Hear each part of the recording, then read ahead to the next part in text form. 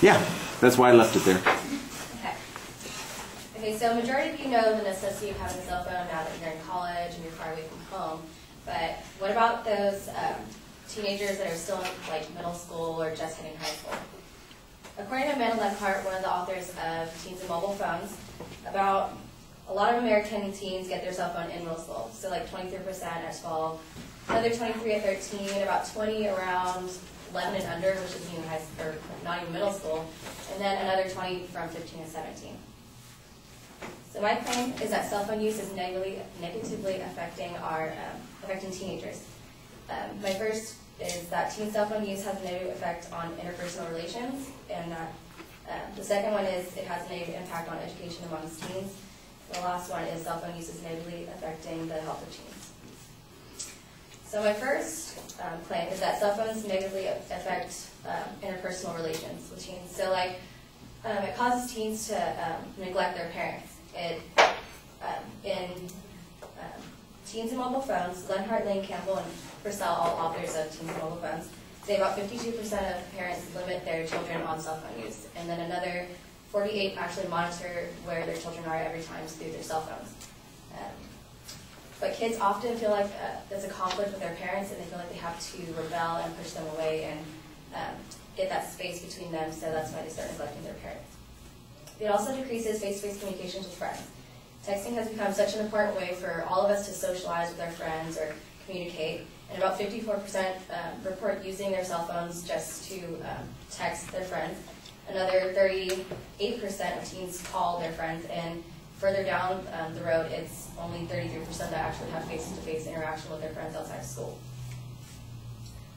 My second claim is that cell phone use has a negative impact on education amongst teens. About 1/3 of teens take their cell phone to school and text several times a day.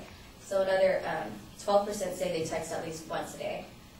The National School Safety and Security Services say that on a day-to-day basis, they create a disruptive educational environment for students. Any of the ringing or vibrating distracts and gets other students off task. It also allows cheating in different ways. You could either take pictures of exams, use it as a calculator for math. You could text others answers. You can get answers off the internet. And these are all ways of how to avoid learning for these students.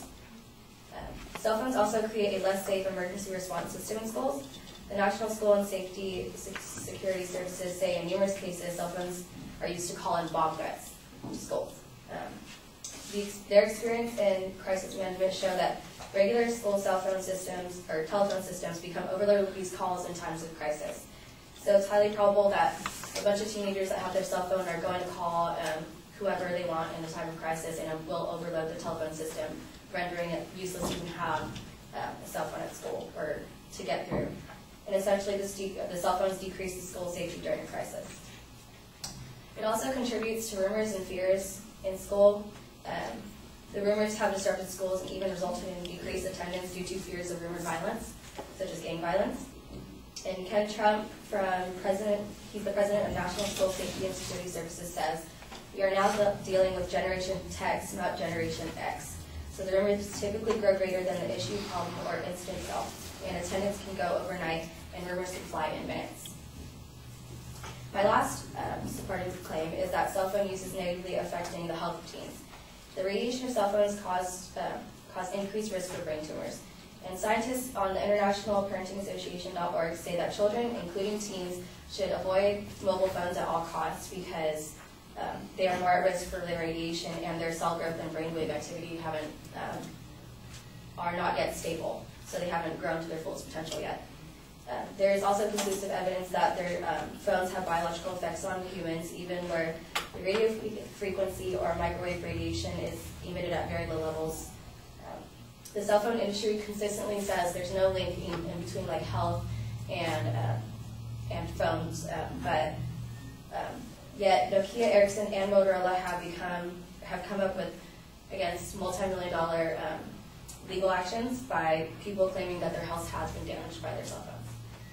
So in conclusion, there are many reasons why cell phone use is negatively affecting teenagers. One, it has a negative effect on interpersonal relations. Two is that it has a negative impact on education amongst teens.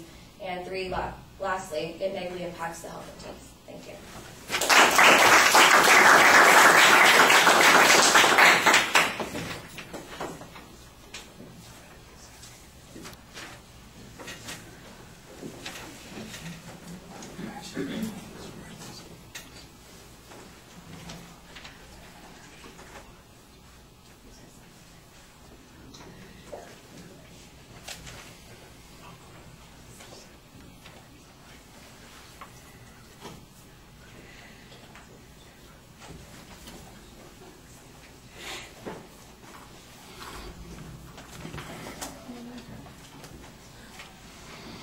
All right, you specify the claim clearly. There's a good preview of what the supporting points are internally. You do signposting on all of the secondary issues pretty clearly, although that second point seemed a little abstract at first. You did explain it once you got to it, and I thought that clarification helped quite a bit. Your proof on each of the points is not always that convincing. For example, on the issue with the parents, you have some information about the percentage of parents who might try and control the use of the phone, but after that, you know, there's no information. You don't even have an example of a teenager or a child who rebelled against their parents because their parents tried to clamp down on them with the cell phone. This is very speculative at that particular point. I ran into the same problem on the third point. You've got this argument that says that they must have some health hazard, and the phone companies keep denying it, but they keep getting sued. Well, the fact that they keep getting sued doesn't prove that there's a health hazard. It just proves that there are a bunch of people who are willing to sue. I'm not sure that you need a lot more data on this to be able to sell this argument. The earlier data helped a little bit, but that kind of information, I think,